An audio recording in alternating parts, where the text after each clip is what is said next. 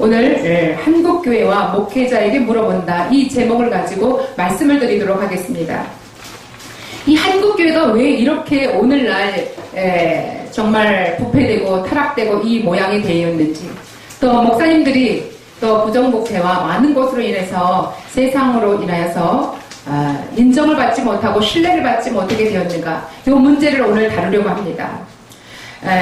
사실 예수님께서 12제자의 선택을 목적으로 사실 목회자를 세우셨습니다. 그런데 이 자리에서도 다양한 사람들이 모였듯이, 직업이 다양한 사람들이 모였듯이 그때 당시에도 예수님의 12제자는 다양합니다. 어부가 있죠, 농부가 있죠, 또 도공이 있죠, 건축자가 있죠, 군인들이 있죠. 12제자 중에서 어부, 농부, 도공도 있고 건축자도 있고 군인들이 있는 이 12제자를 선택했다는 것에 대해서 우리가 주목해 볼 필요가 있다는 것입니다.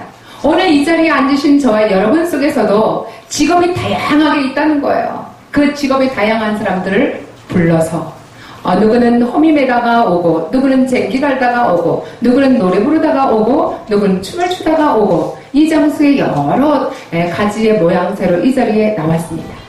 부르심을 받은 저와 여러분은 이제부터 해야 될 일이 무엇이냐? 우리나라의 사실은 과거에 한국의 모습은 굉장히 낙후된 모습이었습니다. 낙후된 그 모습에서 선교사 3분이 우리나라에 오셔서 근대화 만들었다. 근대화시켰다. 그 3사람은 1884년 동방의 황무지 희망이 없는 한국 땅에 미국 의료 선교사 알렌이라는 분과 장로교 선교사 언더우드, 또 감리교 선교사 아펠렌젤라, 이 3사람이 복음의 사명을 가지고 이 땅 한국 땅에 등장하게 됩니다. 선교사들이 내하는 이 단순한 복음 전파가 아니라 뭐까지 한국의 근대화에 초석을 놓는 그 다리 역할을 했다는 겁니다. 그러니까 우리가 예수 그리스도를 복음을 전파한 그 한 가지 문제뿐만 아니라 그 사람이 발전되고 변화되는 그 모습까지 우리는 간다는 거예요. 오늘 우리가 방송, 문화, 다문화 선교사로서 이 자리에 온 저와 여러분은 복음 전파하는 것뿐만 아니라 그 한 사람의 대상이 있으면 그 대상을 이제 변화시키고 이제 그들을 발전시키는 것까지 우리는 가야 된다는 거예요. 얼마나 많은 것을 우리가 알고 그들을 변화시키는데 목숨을 바쳐야 되는지, 열정을 더 심어야 되는지 우리가 다시 한번 생각해야 합니다. 이 감리교 선교사 에펜젤라 이 사람은 어떤 모습이냐, 이 배제학당, 우리나라의 배제학교를 세웠습니다. 두 번째, 이 미국의 의료 선교사 알렌은 26세로 왔다가 21년을 머물고 47세로 1905년도에 다시 한국을 떠나가게 됩니다. 그런데 1904년에 고종으로부터 영광의 훈장을 받고 왕족이 아니면 받을 수 없는 그 첫 번째 이 영광의 훈장은 이 사람이 처음입니다. 나는 이 나라에 보낸 생각을 기뻐하고 영광스럽게 생각하며 오래오래 기억할 겁니다 하고 무릎을 꿇고 머리에 손을 얹고 그런 통곡을 했습니다. 떠나갈 때 그의 모습이었습니다. 세 번째, 언더우드는 장로교 선교사인데 그 언더우드는 영국의 사람입니다. 12살 때 가족들이 모두가 다 미국으로 이민을 가게 됩니다. 미국에서 공부를 했고 26살 때 한국 인천 제물포로 들어오게 됩니다. 근데 이 사람은 어떤 문제가 있었냐면 인도로 작정을 했어요. 나는 선교사로 인도로 가겠다 하고 인도의 언어를 다 습득하고 있을 때인데 한국으로 갈 사람 없느냐 그랬더니 전부 다 우물쭈물 말을 안 하는 거예요. 그래서 이 말을 하지 않는 이분은 왜 저들이 생명을 바쳐서 하나님 앞에 그 일을 한다고 하면서도 선교를 한다면서도 왜 그들이 저렇게 미온적으로 하지 않을까, 그 생각을 하면서 마음속에 딱 오는 말 한마디, 너는 왜 안 가니? 그렇다면 너는 왜 안 가니? 그게 딱 내 마음속에 오는 거예요. 그래서 그래, 나라도 가자. 그러면 내가 가야지 하고 그가 그 선교사로 자기가 결단을 냅니다. 그리고 한국에 오는 것이에요. 그 뒤에 한국의 개신교가 130년 동안 놀랄만한 발전과 성장을 이루어왔습니다. 이 세 사람이 초석이 된 것입니다. 영적으로 양적으로 이루어놓은 모든 성장을 우리는 누구도 부인하지 못합니다. 정치며 경제며 사회며 문화, 교육 등 전반적인 영향력을 주었다는 것을 우리는 모두가 압니다. 130년이 된 우리의 모습, 대한민국의 모습. 대한민국의 이 모습은 엄청난 부와 엄청난 경제 성장과 엄청난 문화적인 이 성장을 가져왔습니다. 그런데 이런 성장 속에서도 또 한 가지 우리가 뒤로는 구멍이 뚫리고 또 쓰러지고 넘어지고 어둠이 깔려온다는 사실을 우리가 주목할 필요가 있습니다. 오늘 이 자리에 시청 앞에서는 며칠 전부터 금식을 하며 날마다 새벽부터 예배가 이루어지고 있습니다. 동성애 문제로, 동성애 이 반대 문제로 예배를 드리고 있다는 거예요. 6시부터 대대적인 또 예배 집회가 또 시작이 됩니다. 이러한 과정 속에서 겉으로는 경제 성장이나 외적으로는 우리가 가정경제에 굉장히 풍요로움을 가져왔지만 이 마음속으로 영적으로 타락된, 부패된 이 모습이 같이 동시에 걸어가고 있는 거예요. 오늘날 시청 앞에서 이 문제가, 소돔과 고모라 같은 이 문제가 왜 일어났겠습니까? 대나무는 하늘 쳐다보면서 쭉쭉 성장합니다. 그런데도 불구하고 대나무가 쭉쭉 뻗어나간 그 고든 대나무의 특성과 같이 그 마디를 정확하게 치기 시작합니다. 대나무한테 우리는 배워야 될 점입니다.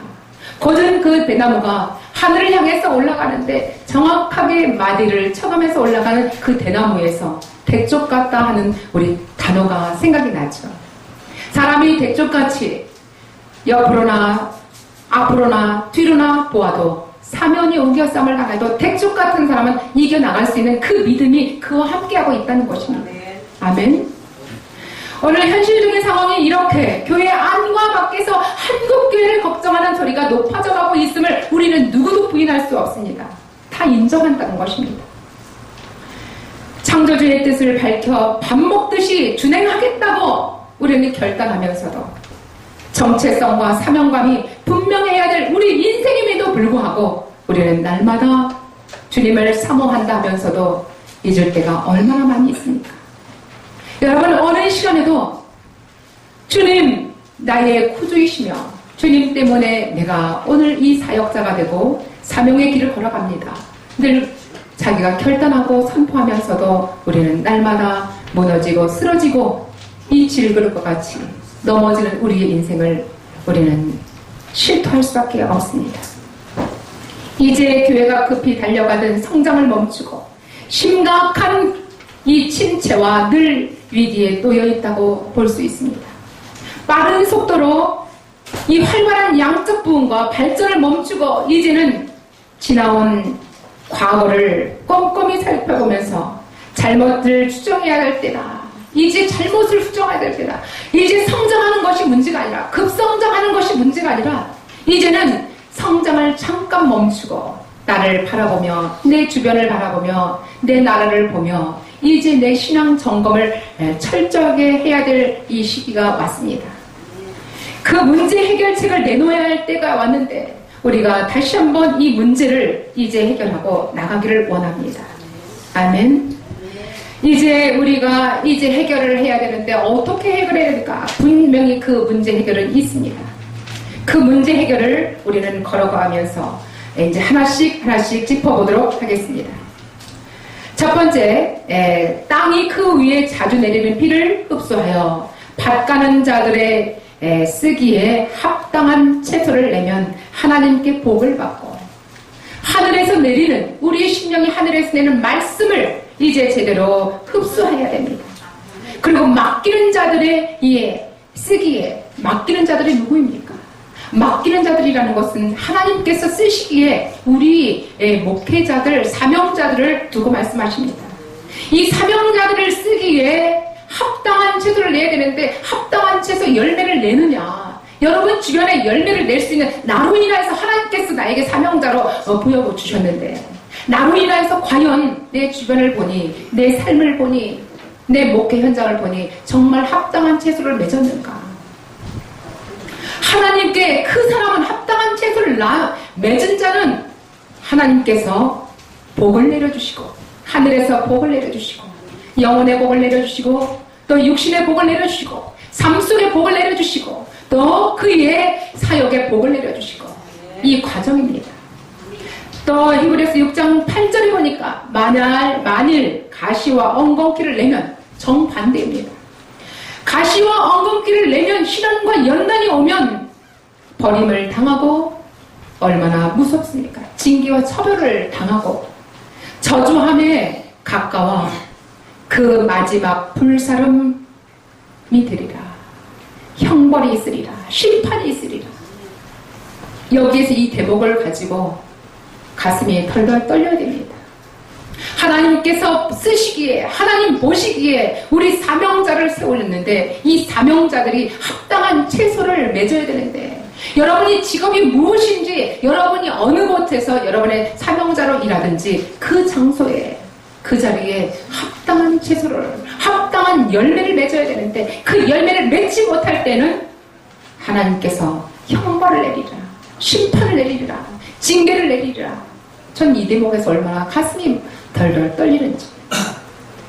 이제 우리가 두 가지, 한국교회의 두 가지, 죄 문제를 다루지 않은 오늘날의 이 교회들, 문제가 심각합니다.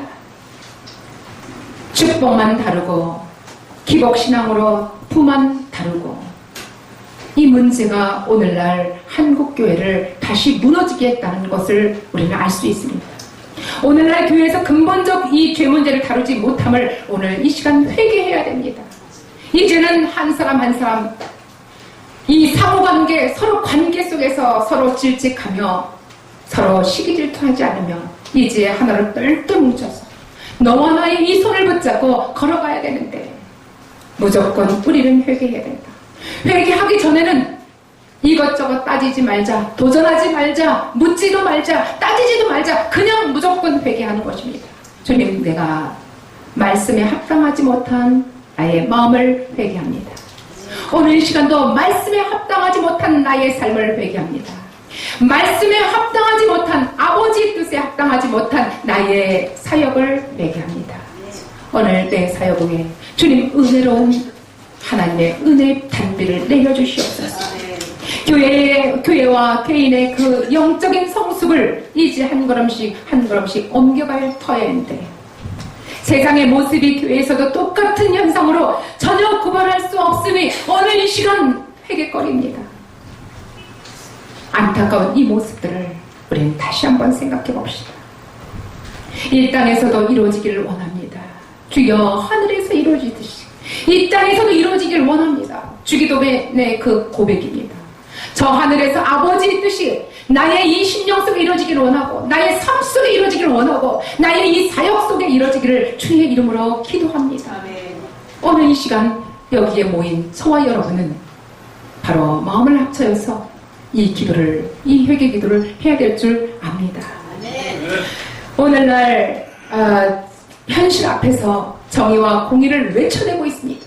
이제는 정의와 공의를 외쳐야 되는 그 더 깊이 들어가서 무조건 이제는 근본 예수 그리스도의 십자가로 돌아가야 된다고 우리는 외쳐야 됩니다. 목회자가 먼저 예수 그리스도의 십자가의 영성을 회복하는 것이 첫 번째 우리는 가야 될 모습들이라는 것입니다. 오늘날 한국교회 안에서 세상 사람들이 보기에도 민망스러운 일들이 얼마나 벌어지는 현실입니까? 도대체 무엇이 잘못되어 있는가? 도대체 근본이 무엇인가? 근본 문제를 우리는 해결하지 않으면 점점점 성장해도 이와 같이 시청 앞에 벌어지는 소돔과 고모라, 몇 년 전만 해도 성경의 한 과거의 이야기로만 들렸던 이 소돔과 고모라 문제가 오늘날 대한민국에 130년 전에 들어왔던 이 근대화된 황폐한 황무지 한국이 근대화된 이런 발전된 전 세계가 깜짝 놀랄 대한민국의 시청 앞에서 벌어지고 있다는 것입니다. 여러분, 이제 내가 사람들 앞에 보여지는 것, 드러나는 것, 이것이 문제가 아니라 내 안에, 내 심령 속에, 내 작은 이 소우주 속에서 내 영성의 문제를 다시 한번 점검하시기 바랍니다. 무조건적으로 예수 그리스도, 바로 그 목적이 빠진 교회가 달려가는 것은 무조건 회개라는 것입니다. 이제 예수 그리스도가 없어요. 교회 안에서도 예수를 믿는 듯 하지만 믿지 않는 그의 모습이 얼마나 우리를 가슴 아프게 하는지, 얼마나 하나님께서 가슴을 통탄하며 피눈물을 흘리시는지, 이런 과정 속에서 누구 하나 외칠 때에도 그것을 통조하는 이 없이 외친 사람이 오히려 이상한 잘못된 자로 흘러가는 그런 모습이 오늘날 이 시대에 지금 우리의 삶 속에서 대한민국에서 벌어지고 있습니다. 교회와 크리스찬들이 사회에 윤리적으로 신뢰감을 주지 못하는 이러한 우리의 사실이 가슴 아픈 심각한 문제입니다. 사회적으로도 신뢰도가 지극히 극도로 떨어지고 있습니다. 이 신뢰도를 높여야 되는데 어떻게 하면 높일 것인가? 교회 안에서도 상호적 신뢰도를 회복해야 되는데 이 상호적이라는 것은 교회의 직분자들, 교회 교육자들 서로 간의 신뢰도를 높여야 됩니다.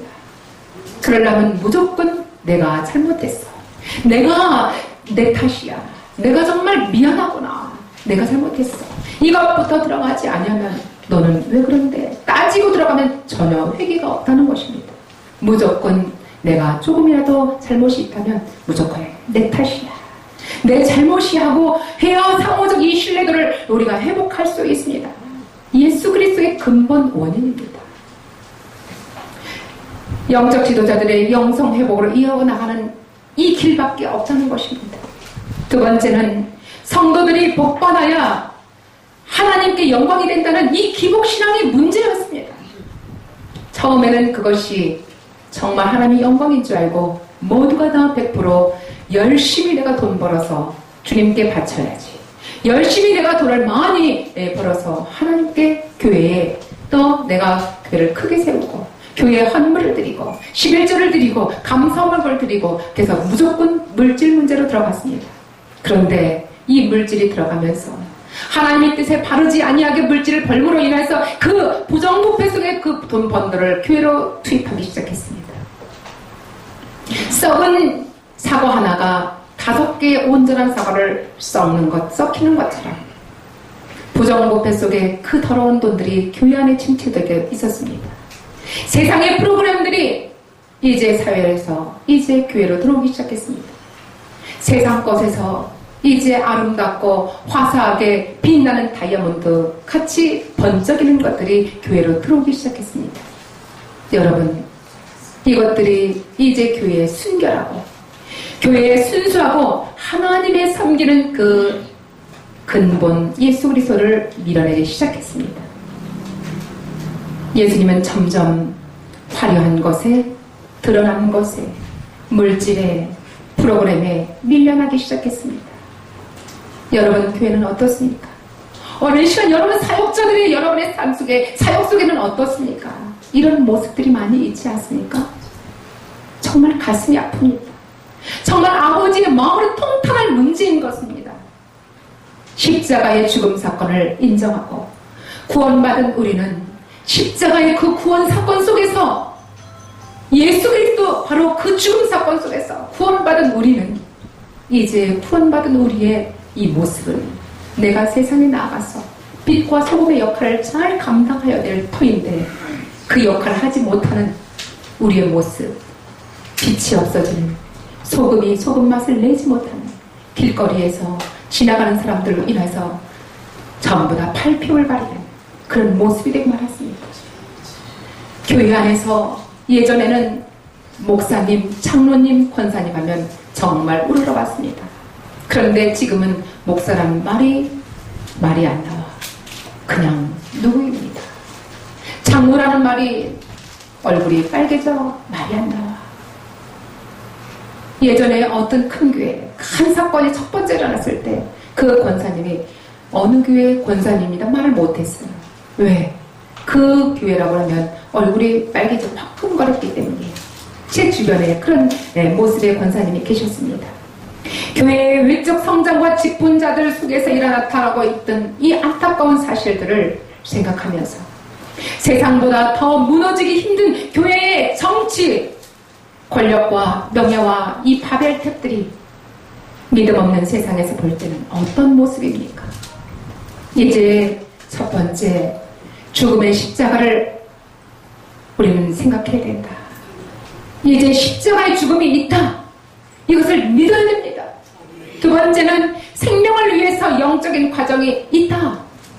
그 영적인 과정, 생명으로 인하여서 영적인 과정이 있은 후에 사역이 들어가야 되는데 그냥 사역 들어간 거예요. 뭐가 떨어졌어요? 십자가의 죽음을 철저하게 믿지 아니하고 또 생명을 위하여 생명을 취하는 그 영적인 그 과정이 빠진 겁니다. 그러다 보니까 구멍이 커다랗게 뚫렸어요.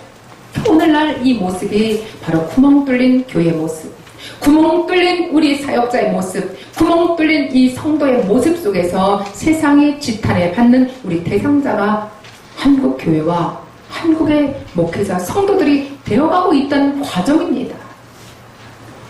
이제 우리가 무조건적으로 또 다른 사람을 탓하는 이 풍조에서 이제부터는 내 탓이요, 내 탓이요, 나에게 문제가 있음을 고백합니다. 겸손히 무릎을 꿇고 오직 예수 그리스도의 그 길과 진리의 생명의 그 말씀으로 들어가야 할 것입니다. 간단히 이제 마지막 마치도록 하겠습니다. 다시 회복한 그 교회가, 이제 교회가 회복하면 목회자가 회복하는 성도가 회복됩니다.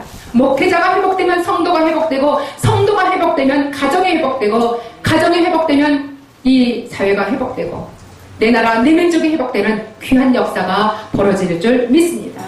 오늘 이 시간도 내 탓이요, 내 탓이요, 이제 회개하는 역사가 한국교회를 살리고 또 목회자가 살고 성도들이 살아서 하나님의 영광의 뜻을 다 올려드릴 줄 믿습니다. 예수 그리스도 이름으로 축복하며 기도합니다. 아멘.